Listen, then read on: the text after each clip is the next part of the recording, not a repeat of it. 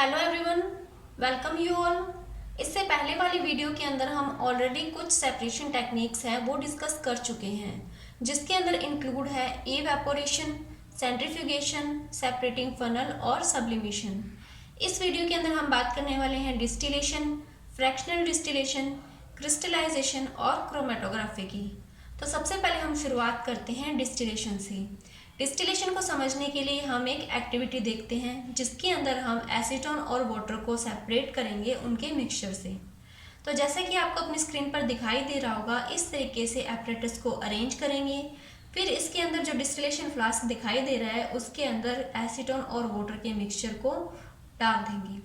फिर अब इसे हीट करना स्टार्ट करेंगे।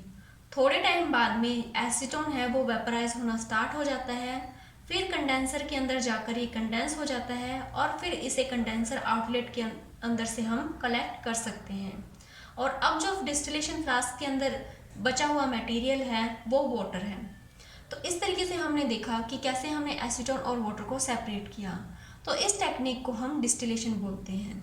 डिस्टिलेशन टेक्निक का यूज़ किया जाता है जब किन्हीं दो मिसिबल लिक्विड को सेपरेट करना हो। इन दोनों मिसिबल लिक्विड के अंदर अच्छा खासा बॉइलिंग पॉइंट डिफरेंस होना चाहिए और ये बॉईल करने पे डिकम्पोज नहीं होने चाहिए।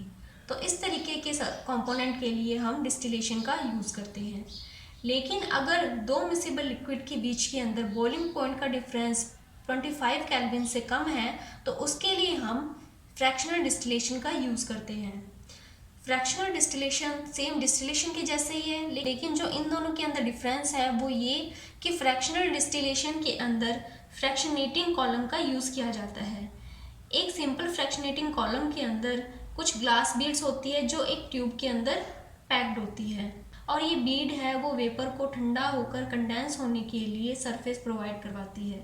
तो इस तरीके से हमने देखा कि डिस्टिलेशन और फ्रैक्शनल डिस्टिलेशन क्या है। और अगर हमें मान लीजिए एयर से अलग अलग गैस ऑब्टेन करनी होगी तब भी हम वहाँ पर फ्रैक्शनल डिस्टिलेशन का यूज़ करेंगे। इसके अंदर हम क्या करेंगे, सबसे पहले हमें पता है कि एयर एक होमोजेनस मिक्सचर है और इसे सेपरेट करने के लिए हमें फ्रैक्शनल डिस्टिलेशन का यूज़ करना होगा।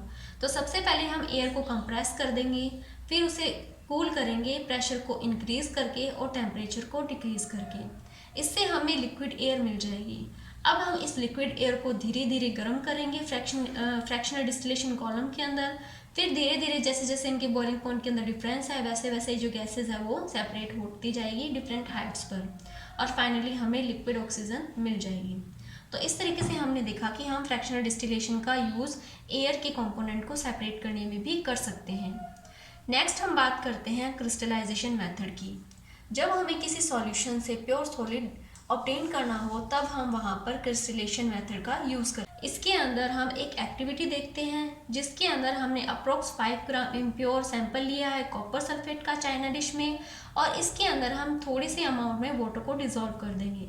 फिर इस इम्प्योरिटी को फिल्टर करेंगे और फिर इससे वाटर को इवेपोरेट कर देंगे और फिर हम इस सॉल्यूशन को एक फिल्टर पेपर से कवर कर देंगे और कुछ टाइम के लिए अनडिस्टर्ब छोड़ देंगे। जैसे ये रूम टेम्परेचर पर धीरे धीरे ठंडा होगा, इस जो कॉपर सल्फेट है उसके क्रिस्टल हमें ऑब्टेन होंगे चाइना डिश में। तो इस प्रोसेस को हम क्रिस्टलाइजेशन बोलते हैं। तो क्रिस्टलाइजेशन क्या है, जब हमें कोई भी सॉल्यूशन से प्योर सॉलिड क्रिस्टल की फॉर्म में ऑब्टेन करना हो तब हम वहाँ पर क्रिस्टलाइजेशन मेथड का यूज़ करते हैं।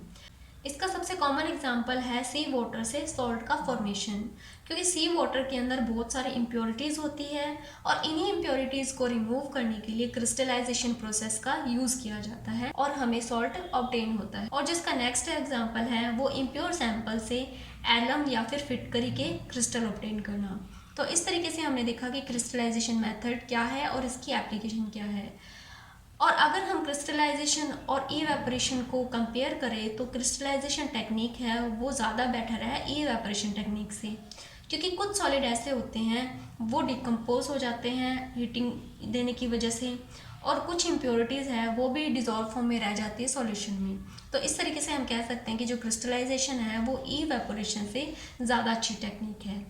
नेक्स्ट हम फाइनली बात करते हैं क्रोमेटोग्राफी की। क्रोमेटोग्राफी को अच्छे से समझने के लिए हम एक एक्टिविटी देखते हैं। इस एक्टिविटी के अंदर हम फिल्टर पेपर की एक थिन स्ट्रिप लेंगे और उसके नीचे की एज को छोड़ते हुए लगभग 3 सेंटीमीटर ऊपर की तरफ एक पेंसिल से लाइन ड्रॉ कर देंगे। फिर इस लाइन के सेंटर के अंदर एक इंक का स्पॉट बनाएंगे।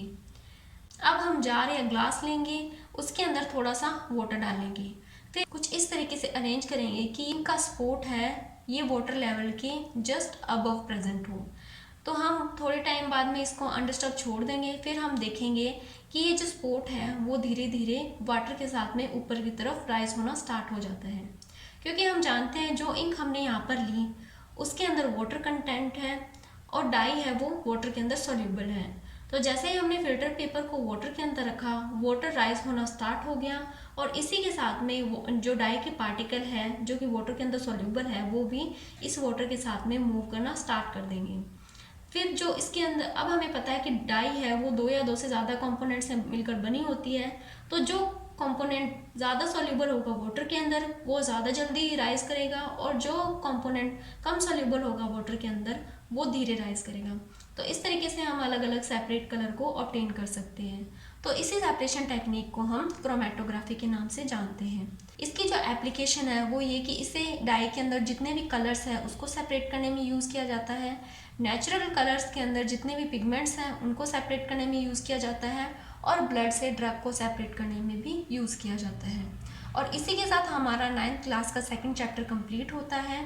आई होप आपको वीडियो अच्छा लगा होगा। अगर वीडियो अच्छा लगा तो please like, share and subscribe कीजिए। Thank you.